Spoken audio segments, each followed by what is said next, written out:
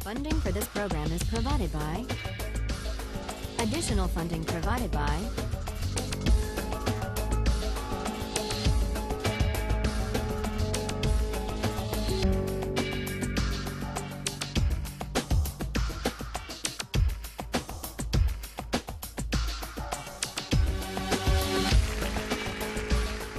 Last time, we argued about the case of the Queen versus Dudley and Stevens, the lifeboat case, the case of cannibalism at sea. And with the arguments about the lifeboat in mind, the arguments for and against what Dudley and Stevens did in mind, let's turn back to the philosophy, the utilitarian philosophy of Jeremy Bentham. Bentham was born in England in 1748. At the age of 12, he went to Oxford. At 15, he went to law school. He was admitted to the bar at age 19, but he never practiced law. Instead, he devoted his life to jurisprudence and moral philosophy. Last time, we began to consider Bentham's version of utilitarianism. The main idea is simply stated, and it's this: the highest principle of morality, whether personal or political morality, is to maximize the general welfare, or the collective happiness, or the overall balance of pleasure over pain. In a phrase, maximize utility. Bentham arrives at this principle by the following line of reasoning. We're all governed by pain and pleasure. They are our sovereign masters, and so any moral system has to take account of them. How best to take account? By maximizing. And this leads to the principle of the greatest good for the greatest number. What exactly should we maximize? Bentham tells us happiness, or more precisely, utility. Maximizing utility is a principle not only for individuals, but also for communities and for legislators. What, after all, is a community? Bentham asks. It's the sum of the individuals who comprise it. And that's why, in deciding the best policy, in deciding what the law should be, in deciding what's just, citizens and legislators should ask themselves the question, if we add up all of the benefits of this policy and subtract all of the costs, the right thing to do is the one that maximizes the balance of happiness over suffering. That's what it means to maximize utility. Now, today, I want to see whether you agree or disagree with it. And it often goes, this utilitarian logic, under the name of cost-benefit analysis, which is used by companies and by governments all the time. And what it involves is placing a value, usually a dollar value, to stand for utility, on the costs and the benefits of various proposals. Recently in the Czech Republic, there was a proposal to increase the excise tax on smoking. Philip Morris, the tobacco company, does huge business in the Czech Republic. They commissioned a study, a cost-benefit analysis of smoking in the Czech Republic. And what their cost-benefit analysis found was the government gains by having Czech citizens smoke. Now, how do they gain? It's true that there are negative effects to the public finance of the Czech government because there are increased healthcare costs for people who develop smoking-related diseases. On the other hand, there were positive effects, and those were added up on the other side of the ledger. The positive effects included, for the most part, various tax revenues that the government derives from the sale of cigarette products, but it also included healthcare savings to the government when people die early, pension savings, you don't have to pay pensions for as long, and also savings in housing costs for the elderly. And when all of the costs and benefits were added up, the Philip Morris study found that there is a net public finance gain in the Czech Republic of $147 million. And given the savings in housing and healthcare and pension costs, the government enjoys a savings of over $1,200 for each person who dies prematurely due to smoking. Cost-benefit analysis. Now, those among you who are defenders of utilitarianism may think that this is an unfair test. Philip Morris was pilloried in the press, and they issued an apology for this heartless calculation. You may say that what's missing here is something that the utilitarian can easily incorporate, namely, the value to the person and to the families of those who die from lung cancer. What about the value of life? Some cost-benefit analyses incorporate a measure for the value of life. One of the most famous of these involved the Ford Pinto case. Did any of you read about that? This was back in the 1970s. Do you remember what the Ford Pinto was, a kind of car? Anybody? It was a small car, a subcompact car, very popular. But it had one problem, which is the fuel tank was at the back of the car. And in rear collisions, the fuel tank exploded. And some people were killed, and some severely injured.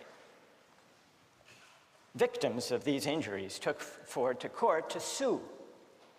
And in the court case, it turned out that Ford had long since known about the vulnerable fuel tank and had done a cost-benefit analysis to determine whether it would be worth it to put in a special shield that would protect the fuel tank and prevent it from exploding.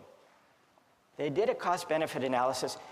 The cost per part to increase the safety of the Pinto, they calculated at $11 per part.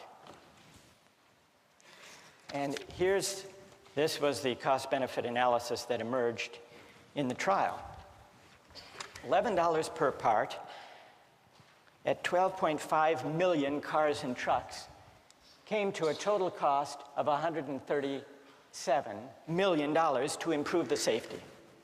But then they calculated the benefits of spending all this money on a safer car, and they counted 180 deaths, and they assigned a dollar value, $200,000 per death. 180 injuries, $67,000, and then the cost to repair, the replacement cost for 2,000 vehicles that would be destroyed without the safety device, $700 per vehicle.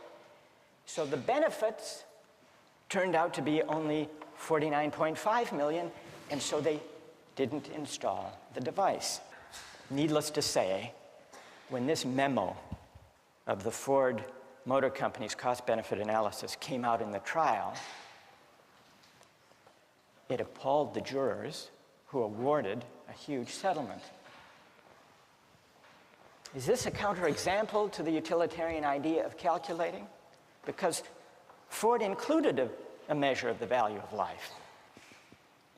Now, who here wants to defend cost-benefit analysis from this apparent counterexample? Who has a defense? Or do you think this completely destroys the whole utilitarian calculus? Yes?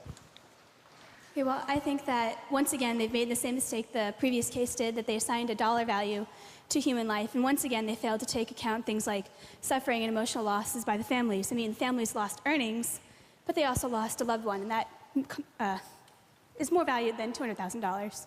Right. And wait. That's good. What's your name? Julia Roto.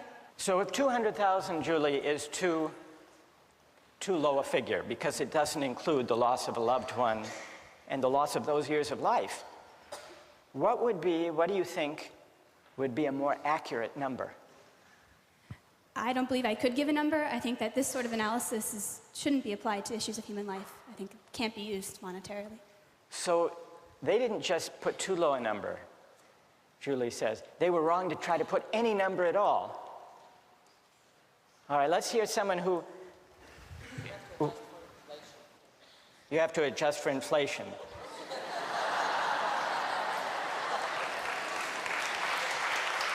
All right. Fair enough. So what would the number be now? This was 35 years ago. $2 million. You would put 2 million. And what's your name? Wojtek says, we have to allow for inflation. We should be more generous. Then would you be satisfied that this is the right way of thinking about the question? I guess, unfortunately, it is. There needs to be a number put somewhere. Like, I'm not sure what that number would be, but I do agree that there could possibly be a number put on human life.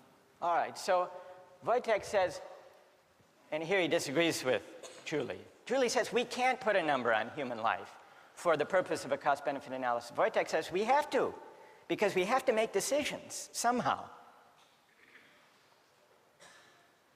What do other people think about this? Is there anyone prepared to defend cost-benefit analysis here as accurate, as desirable? Yes? Go ahead. I think that if Ford and other car companies didn't use cost-benefit analysis, they'd eventually go out of business because they wouldn't be able to be profitable, and millions of people wouldn't be able to use their cars to get to jobs, to put food on the table, to feed their children. So I think that if cost-benefit analysis isn't employed, the greater good is sacrificed in this case. All right, let me add, what's your name? Raul. Raul. There was recently a study done about cell phone use by drivers when people are driving a car, and there's a debate whether that should be banned. Yeah. And the figure was that some 2,000 people die as a result of accidents each year using cell phones. And yet, the cost-benefit analysis, which was done by the Center for Risk Analysis at Harvard, found that if you look at the benefits of the cell phone use and you put some value on the life, it comes out about the same because of the enormous economic benefit of enabling people to take advantage of their time, not waste time, be able to make deals and talk to friends and so on while they're driving. Doesn't that suggest that it's a mistake to try to put monetary figures on questions of human life? Well, I think that if the great majority of people try to derive maximum utility out of a service like using cell phones and the convenience that cell phones provide, that sacrifice is necessary for satisfaction to occur. You're an outright utilitarian. Yes. Okay. All right, then one last question, Raul. Okay. And I put this to Wojtek. What dollar figure should be put on human life to decide whether to ban the use of cell phones? Well, I don't want to arbitrarily calculate a figure. I mean, right now, I think that... You want to take it under advisement? Yeah, I'll take it under advisement. But what, roughly speaking, would it be? You've got 2,300 deaths. Okay. You've got to assign a dollar value to know whether you want to prevent those deaths by banning the use of cell phones in cars. Okay. So, what would your hunch be? How much? 1 million? 2 million? 2 million was Wojtek's figure. Yeah. Is that about right? Maybe 1 million. 1 million? Yeah. You know, that's good. Thank you. Okay. So these are some of the controversies that arise these days from cost-benefit analysis, especially those that involve placing a dollar value on everything to be added up. Well, now I want to turn to your objections, not necessarily to cost-benefit analysis specifically, because that's just one version of the utilitarian logic in practice today, but to the theory as a whole, to the idea that the right thing to do, the just basis for policy and law, is to maximize utility. How many disagree with the utilitarian approach to law and to the common good? How many agree with it? So more agree than disagree. So let's hear from the critics. Yes? My main issue with it is that I feel like you can't say that just because someone's in the minority, what they want and need is less valuable than someone who's in the majority. So I guess I have an issue with the idea that the greatest good for the greatest number is okay, because there's still, what about the people who are